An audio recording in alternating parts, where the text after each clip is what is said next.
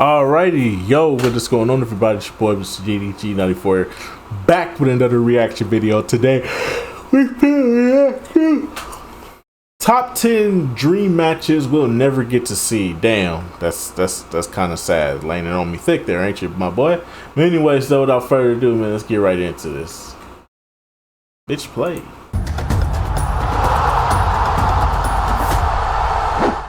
In this video, we're looking at my picks for the 10 dream matches in WWE history that we never got to see. As always, let me know down in the comments if you agree with my choices in this list, and also let me know the dream matches that you wish we could have seen. The Rock and Shawn Michaels are two of the most charismatic performers in WWE history, but surprisingly, they never faced each other in the middle of the ring. During the late 90s, The Rock was quickly becoming the WWF's top star. Shawn Michaels, on the other hand, suffered from a major back injury at the start of 1998, which forced him into retirement, so it's clear why they didn't face each other back then. Having said that, Shawn Michaels made a miraculous comeback in 2002, and a match between them during this era would have been a blockbuster. Fact. I'd like to have seen The Rock as a heel during his Hollywood era, talking about how he transcended the entire business and everyone in it, including the man many consider to be the best of all time, HBK. It might have been one of the greatest feuds. Especially the 2000 Shawn Michaels. Hey, don't get me wrong. 1990 Shawn Michaels was great. But 2000 Shawn Michaels was on a total different fucking level. I'm sorry, man, but 2000 Shawn Michaels was god tier. The matches he put on was tremendous, bro. And I get it. In his prime, his moveset was a lot more. His moveset was a lot more diverse. But let's not act like his 2000s run wasn't. Bro was putting on 5-star matches, bro, in the 2000s, dog. Him versus The Rock would have definitely worked, especially considering the fact that he changed his life around after that. I could understand, because The Rock always said he never wanted to work with Shawn Michaels because Shawn Michaels is an asshole, and also they him and Triple H tried to stunt his growth in the company. They tried to hold him back, and he wouldn't allow it, and Vince didn't allow it either, because Vince knew a moneymaker when he saw one. Back in the 90s and the early 2000s, Vince knew moneymakers when he saw them. Nowadays, that nigga need to go. That nigga need to go sit down somewhere. But then again, my boy, you about to go to jail pretty soon, my boy. They finna give you life. We got good and bad news. Good news, we got your payment, buddy. Bad news, they gave you life. Sayonara. Get out there! That nigga is get out there! In wrestling history. However, this dream match never materialised. There were rumours of personal issues between the men stemming from Shawn's attitude back in the late 90s, and so it simply never happened. Steve Austin and CM Punk are two of wrestling's most outspoken legends, but they never clashed in the ring. Austin had been retired for nearly a decade by the time Punk made it to the main event of... I never understood this one.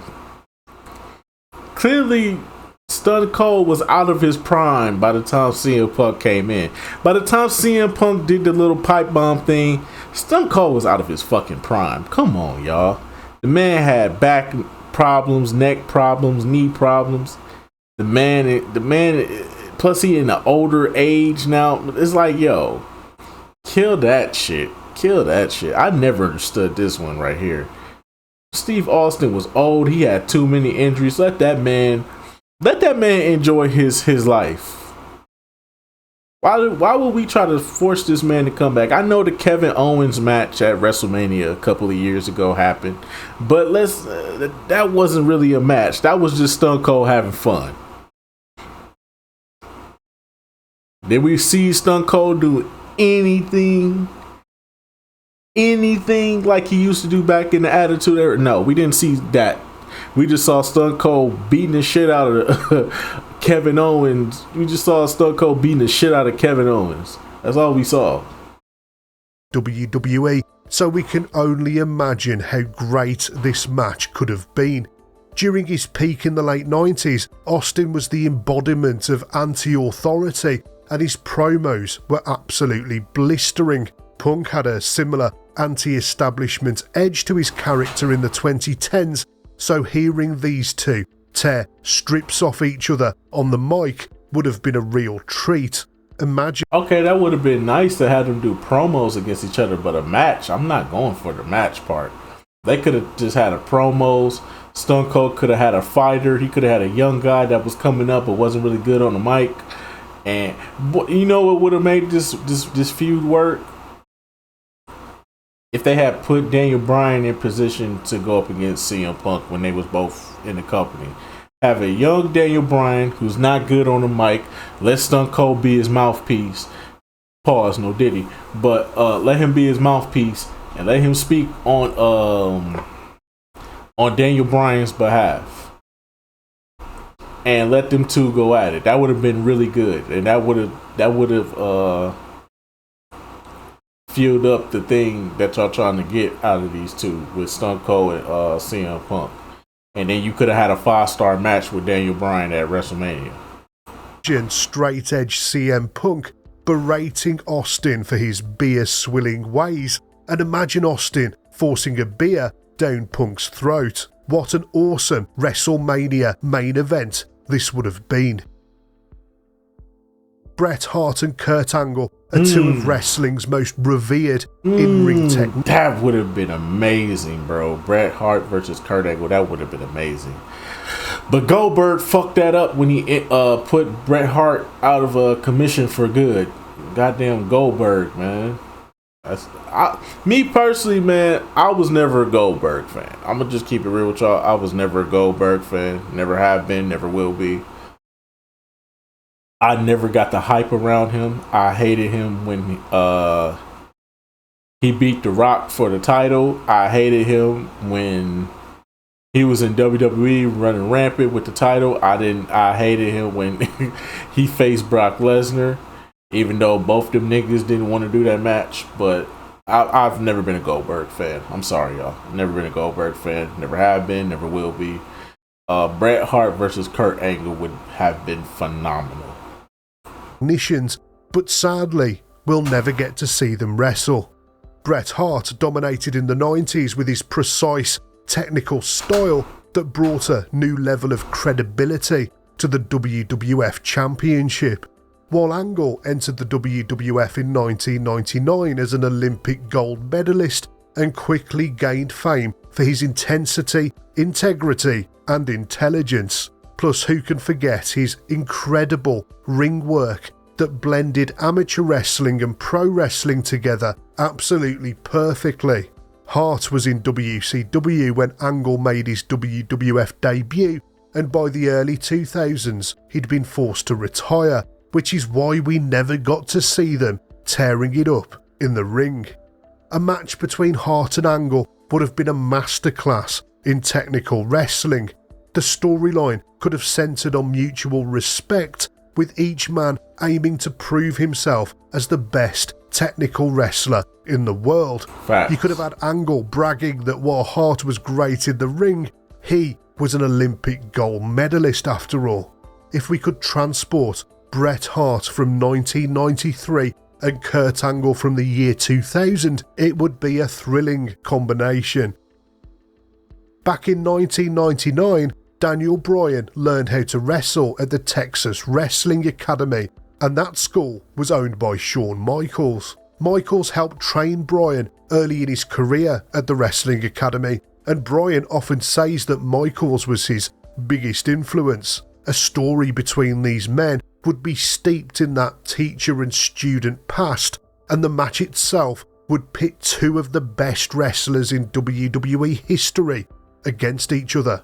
The story of Bryan challenging Michaels could have been built around deep respect turned competitive. With Bryan having reached the top of WWE many years ago, he could say that he only had one more mountain to climb, and that's beating his former teacher, who also just happens to be WWE's most loved and respected legend. While the two were both active in WWE at the same time for a brief period, Michaels had already retired from full-time competition by the time Bryan had reached the main event. Yeah. Hulk Hogan and Steve Austin, two of the most iconic figures in WWE history. Only this bastard right here. Just learn how to put his ego to the side. If this bastard right here would learn how to put his ego to the side and learn how to put people over, you're fucking Hulk Hogan. You don't always need to fucking win. Sometimes it's best to let other guys go over, man. The fuck is wrong with you? History. They both led the company during two huge boom periods, with Hogan being on top of the WWF during the golden era of the 1980s and Austin on top during the Attitude Era of the late 90s. And a clash between these two titans of sports entertainment could have actually happened if everyone was on the same page back in 2002.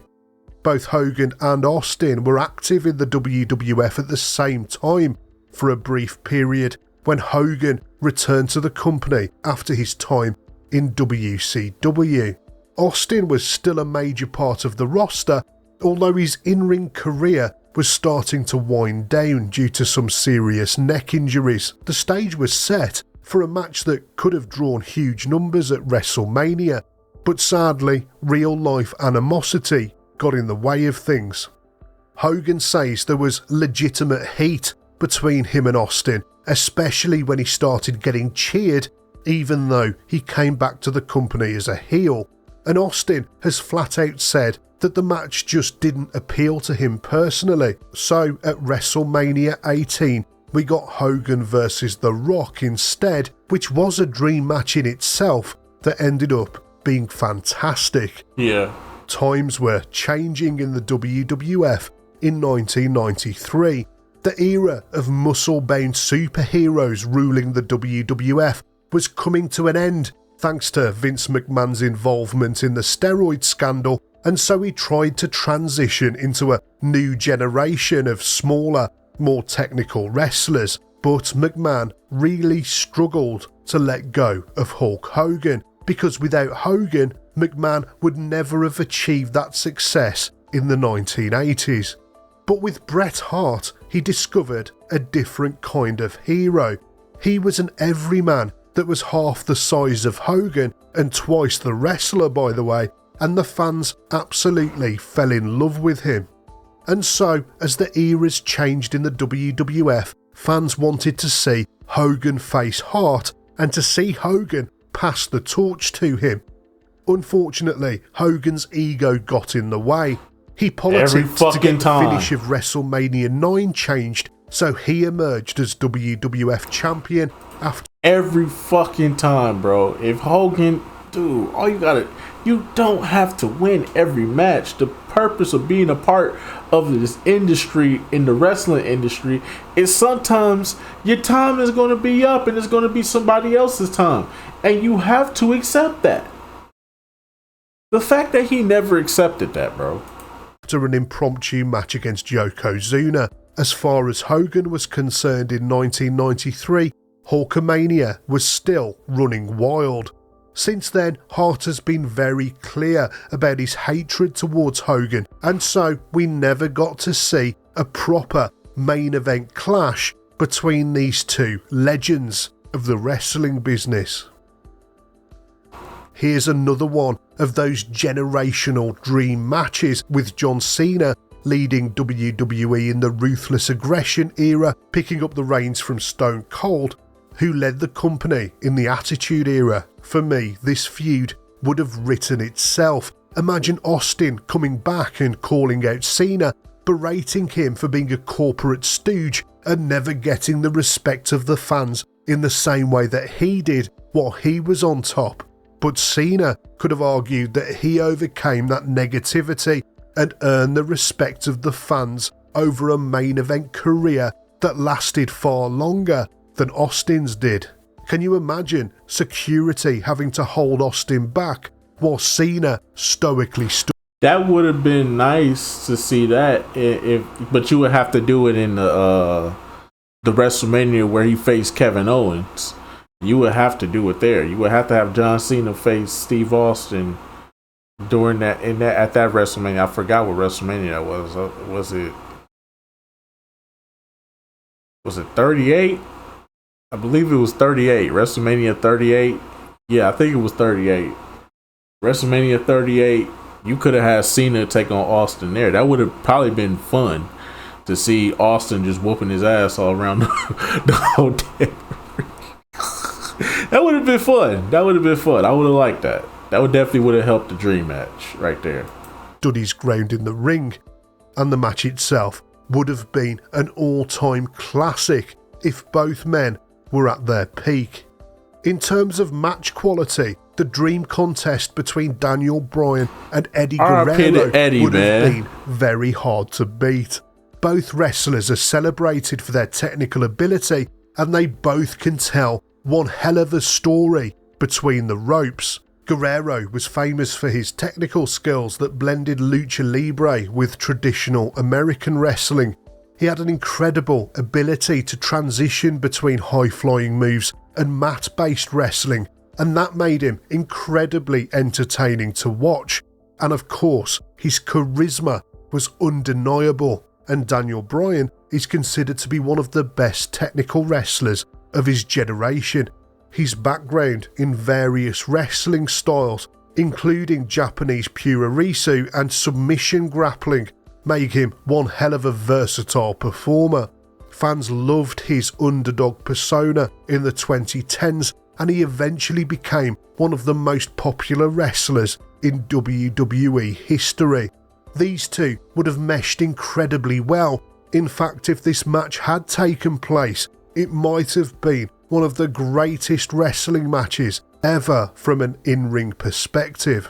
Now I must admit, I'm cheating slightly here with this entry because both of these legends did face each other back in 1992 and 1993. That was on house shows and on an episode of Superstars. However, as both of these men are always in my top 5 wrestlers of all time, it really would be a dream for me to have seen them wrestle each other when they were both in their prime. Yeah. In 1992, Shawn Michaels was a newly singles wrestler, having just put Marty Jannetty through the barbershop window. The WWF booked Michaels in matches with Randy Savage in order to help him develop as a singles competitor, because of course Savage was an excellent wrestler and a safe pair of hands to work with the Heartbreak Kid as he was just coming up. But I would love to have seen them wrestle at their respective peaks. Imagine Randy Savage from 1987 just coming off his incredible match against Ricky Steamboat at WrestleMania 3, facing off against Michaels from 1996, just after he'd won the WWF title. It truly would have been a match for the ages between two of the biggest legends in wrestling history. Sting vs The Undertaker is the dream match that fans had hoped to see for decades. And Vince we didn't want expected it to finally take place at WrestleMania 31, but it never happened. Vince didn't During want the it. rivalry between WCW and the WWF in the 90s, it was speculated in magazines, discussed in schoolyards, and became the subject of countless fantasy booking sessions. Sting was famously loyal to WCW, and he stood his ground for many years, refusing to join WWE out of principle. Then one day, hell seemingly froze over, and Sting finally arrived in the company. All of the marketing around his return seemed to point towards the obvious dream match with The Undertaker. And fans weren't the only ones who expected it. So did the man himself. Vince didn't want it for whatever reason. I don't know what it was. He just didn't feel it. And everybody else was like, people have been clamouring for this match for quite a few years. Right fucking. This is. Oh my god, bro. That's why I don't. Oh my god. Vince has ruined the WWE on so many occasions, bro. Vince has always ruined the WWE. He's always deprived us of what we want. He never gives us what we want. He never does what he never takes the cash grab. We're willing to give you the money. He like, fuck your money. I don't need that shit. You're gonna pay for whatever I give you. I'm not gonna give it to you because you want it. I'm gonna give it to you because, well, I can just do whatever I want. It's my company. You don't run my company. That was his problem. That was his biggest problem. And that's his biggest downfall too. I hope he never come back. Please don't bring him back. Even if he is innocent in all this shit. And he wasn't being a weirdo.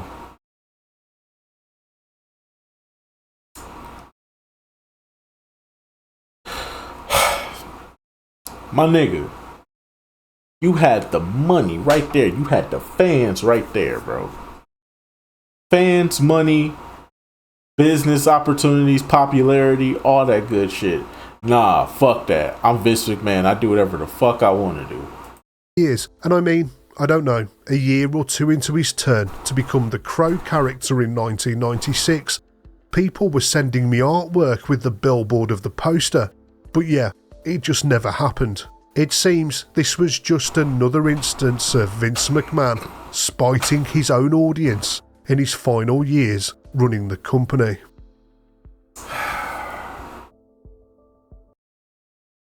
It is what it is, though. That's why he gone now.